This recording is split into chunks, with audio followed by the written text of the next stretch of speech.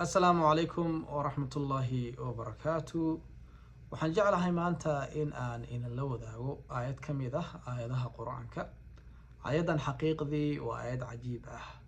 qofka muslimka ahna loo baahan yahay mar walba inuu ka fakaro, inuu detailska faahfaahinteeda uu raadiyo, inuu mar walba waxa waaye falanqeynteeda uu raadiyo, inuu soo xasuusto ayaa loo baahan yahay.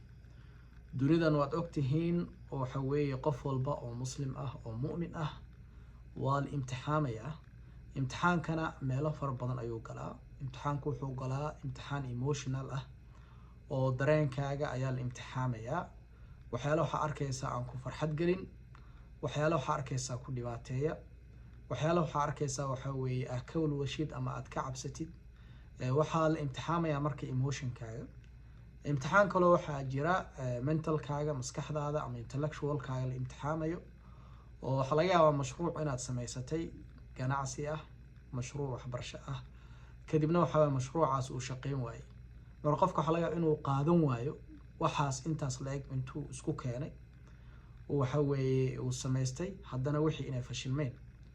dad fara badan ay ku adag tahay inay qaataan. kan mentalka ama intellectualka ah marar qaarkood emotional ayuu noqdaa. qofkii maanta wuxuu ka fakarayaa wixii dhacay, sidee waxaasi u dhaceen, maxay adiga kugu dhaceen, ma kugu dhici doonaan mar kale. imtixaan sidoo kale waxaa jira physical ah, waxa weeyaan oo laga yaabo in jirkaagu soo gaaro dhaawac inuu kusoo gaaro, yacni lugtaada, gacantaada, madaxaaga, jirkaaga qaybihiisa kala duwan. imtixaanadaas sidoo kale waxaa laga yaabaa adiga inaysan kugu dhicin, laakiin dad adigu aad jeceshahay oo family memberka ah inay ku dhacaan. marka ilaahi subxaana wa tacaala imtixaanada adduunka oo dhan ayuu ka sheekeynayaa. waxa uu leeyahay axasiba annaasu an yutrakuu an yaquuluu aamanaa wahum laa yuftanuun.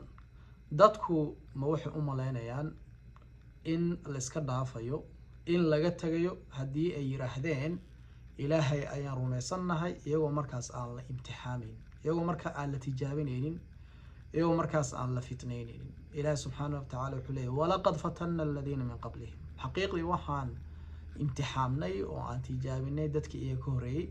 falayaclamana allahu aladiina sadaquu walayaclamana alkaadibiin. waxaan ogaanay kuwii markaas ilaahay rumeeyey oo imtixaankii ku guulaystay.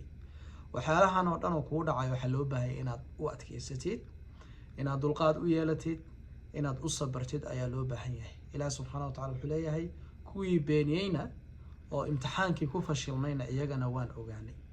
marka aayadan qur-aanka ah haddii aad rabtid dunidan inaad hormarto, inaad guul gaarto, inaad waxa weeye mashaariic aad samaysato, inaad waxyaalo isku xirxirto, mar walba la soco imtixaan ayaad galaysaa. imtixaankana waa inaad u dulqaadatid, inaad wax ka baratid, inaad u sabartid, inaad hore u socotid ayaa loo baahan yahay. imtixaanka daa'im ma noqonayo. waxa daa'im noqonayo waxa weeye ilaahi subxaana wa tacaala iyo aakhiro.